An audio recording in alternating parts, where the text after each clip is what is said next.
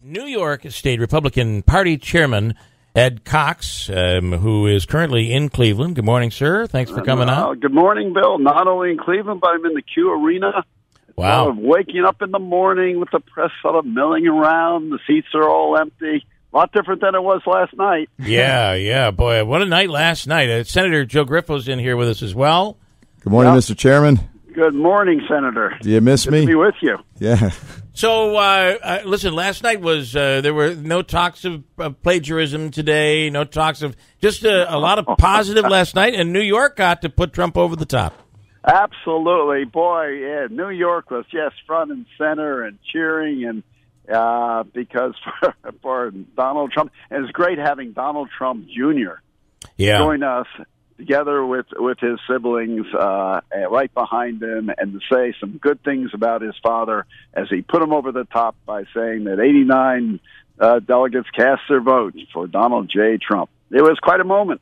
And of course it continues today. There's a lot going on today, and one of the things that Joe was mentioning to us is you have these New York delegation breakfasts that you do each and every morning during the convention, and you've had some heavy hitters in there.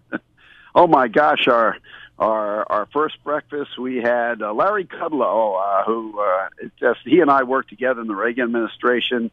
Actually, we got rid of an $88 billion bureaucracy. Wow. Government is a Carter creation in the energy area. We got rid of it, returned the $88 billion to the Treasury, went home. But he, as the economist, is actually key to our doing that. It's great working with him, and he is a key advisor on economics now to Donald Trump. And then Newt Gingrich spoke after him. Newt, of course, what a political genius he is. And while he didn't get the vice presidential nod, he knows, and Donald Trump has said it, that Newt Gingrich is going to be a key person in his administration, rightfully so. Brilliant political figure, very interesting on national defense, by the way. He teaches the lieutenant generals and the major generals when they get about national defense issues. So he's very much into national defense, as well as the things we know him well for.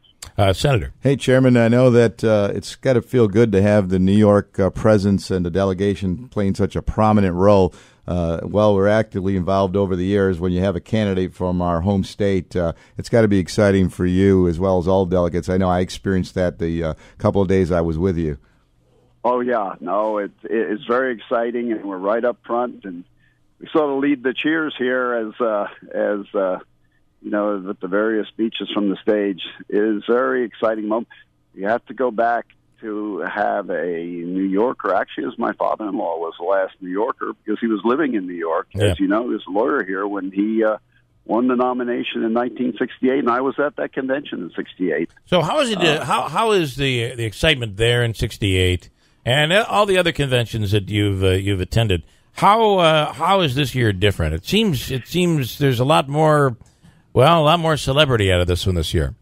Yeah, there is a lot more celebrity on the stage, actors, people other than political figures, because that's Donald Trump's world. And it was one of the most telling moments was when he had two of the Special Forces soldiers who were in the Benghazi fight get up on the stage and give a blow-by-blow description of what happened in Benghazi. Wow. And that's the kind of thing that in 68 it was like technology and other things hard to do it, but they got up on the stage, just the two of them, and they spoke about it. It was a very dramatic moment.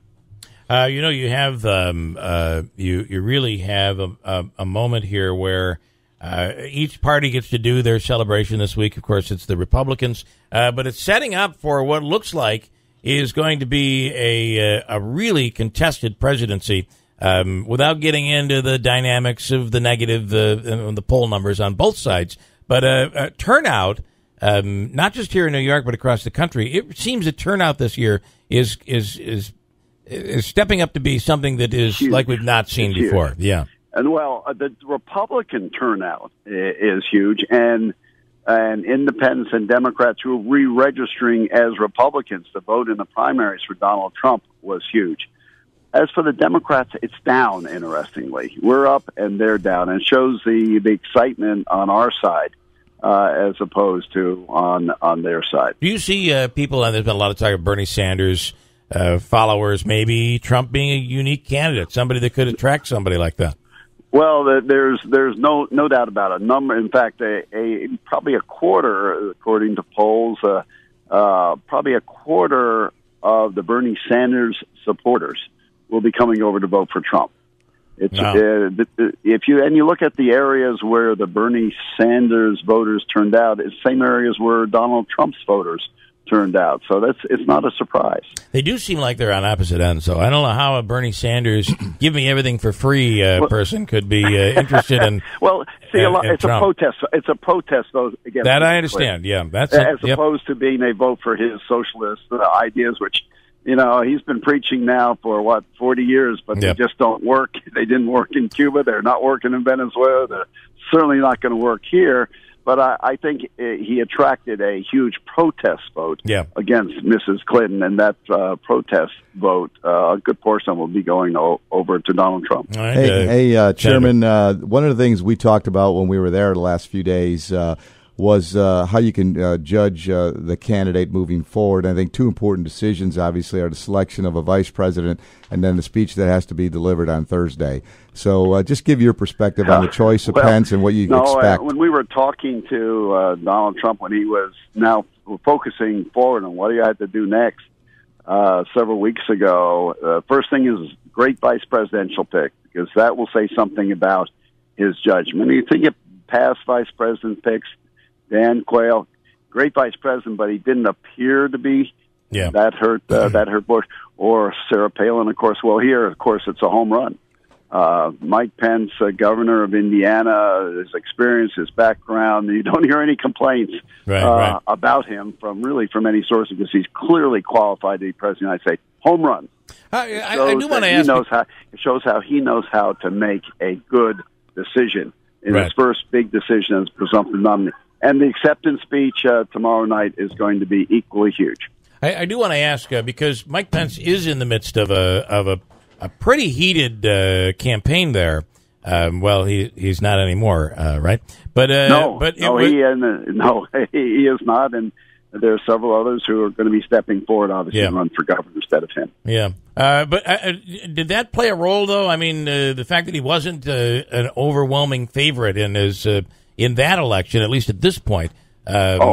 No, this is bigger than Donald Trump's choice is bigger than anything having to do with the governorship of Indiana. Yeah. And obviously, when you're given that invitation, you step up and accept. Got it. Okay. Hey, Ed, it was great being with you. Hopefully you missed me there.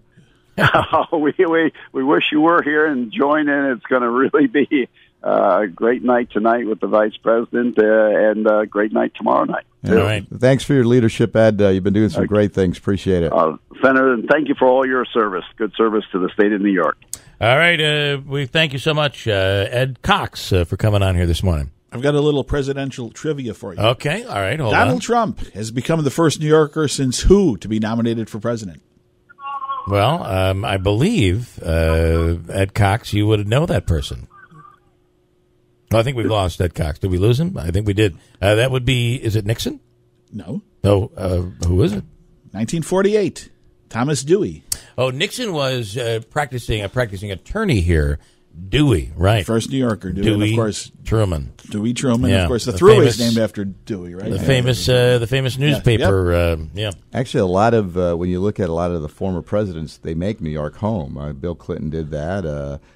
Nixon did that. So it's kind of interesting ultimately because Nixon originally came from California, right? And Dewey obviously was the governor of New York.